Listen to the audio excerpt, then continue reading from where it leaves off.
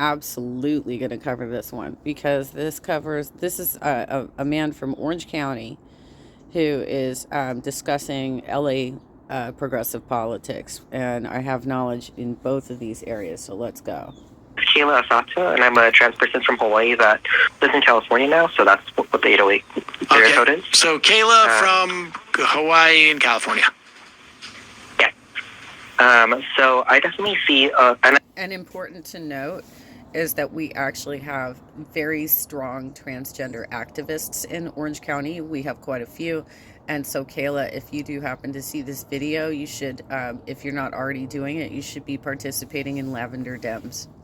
I live in Orange County too, so I definitely see a lot of the anti-trans, anti-CRT ideology happening and being politicized. And I think that Democrats need to get ahead of this and get on people that actually understand these issues instead of trying to speak out of their ass about like trans issues or CRT, ethnic studies sort of stuff. They don't know what they're talking about most of the time.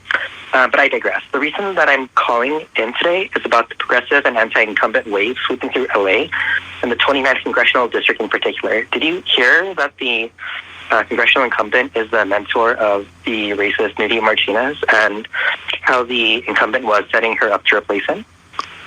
I didn't. Yeah, and... Who is the incumbent in the 20th? I think I need to look this up, and when I drop this, I'll put it in the description of. I'll look this up if she. I think this is a she. I don't think pronouns were dropped. And just to be clear, you're talking about she was the LA Council chair, I guess, or I'm not sure what you call it. Council president. Yeah. President. The president of the LA City Council. Or the president of the LA City Council, whose racist remarks were caught on tape. She's since resigned. A couple of others have since resigned as well. My understanding is that only Nuri Martinez resigned, and she did it reluctantly. It took a few days of pressure, including President Biden calling for it. Gil Cedillo, I believe, termed out.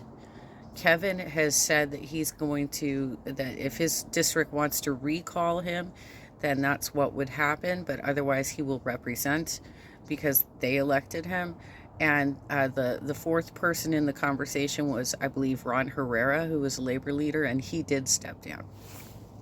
Understanding it's only been the head of the Labor Fed and Gil Cedillo and Kevin De Leon have not resigned yet. No, yeah, Cedillo and De Leon have not resigned yet. Oh, they haven't? Yeah, oh, okay. Yeah. I thought they had. But the head of the labor organization and Nuri Martinez have. So what? Okay, and so and you're saying there's a push to get rid of the Congress people as well. The anti-incumbent wave has been seen through the primary results. So Gil Cedillo lost his election in the primary against the abolitionist challenger. The former President Pro Tem, I don't know what position Mitch O'Farrell holds now. He's losing his primary election. Yeah, we defeated Mitch, for sure. We got in Hugo Soto Martinez, who is a former Unite Here Local 11 organizer, and as our union members voted to endorse him, so we walked separately in favor of his campaign, but not in coordination with his campaign. And we also distributed a hit flyer against Mitch O'Farrell. Second place in the primary, top two primary, against another DSA member, Hugo Soto Martinez. One of the city council members is losing majorly to a former Green Party congressional candidate, Kenneth Mejia. When you say Kenneth Mejia ran for controller, that's not a city council position. He ran for, I thought it was county controller, but maybe it was city controller. But yeah, Kenneth Mejia apparently is no longer Green Party. He I was informed that he did actually enter. Losing? What do you mean in terms of the polls? Or I'm not. No, like these are like primary results. So we had like in California. Is the primary happening today? No. The primary happened in June. So they lost. No. It's top 2. Right. I see what you're saying. And so far, what you're saying is not an anti-progressive wave. It's actually a progressive wave. So I'm a little confused by the title of this video. So these top two come in, and this is the in the general, but they lost in the context of the primary, but they're still in the race because it is top 2. Exactly, yeah. Okay, I got you now. I understand. People, I should just remind people that California has so-called jungle primaries, where the primary is everybody who's running, doesn't matter what party it is, go into the race, and the top 2 vote getters, regardless of what party they're from, are on the general election. And so the real question is, what's the margin of victory between the first and second person, and where do those other voters who voted for the 3rd, 4th, 5th, 6th, etc. Place finishers, where do they end up landing in the general election? Well, hold up. It's bigger than that. So we have, this is mainly something that actually is not good for voters, having jungle primaries. And it's also something that a lot of independents and GOP are trying to push for in southern states, because it would actually hurt the left quite a bit. And it does hurt the left, because if you are forced to vote in basically if what's on your ballot is only the candidates that are running in the party designation of that you're registered to, then you're going to have more candidates on the general election ballot, but it will give you a larger field of choices for that general election or midterm election. And by doing a jungle primary, it reaffirms the duopoly that those are the 2 most likely parties to move forward. Exactly. And I think that Kenneth Mejia is the former Green Party guy. He's running for city controller.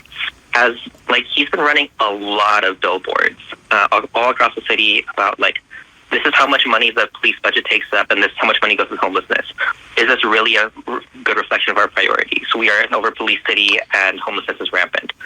And he almost got 50%, beating council member Paul Koretz, I believe, by over 20, I think close to 20 points.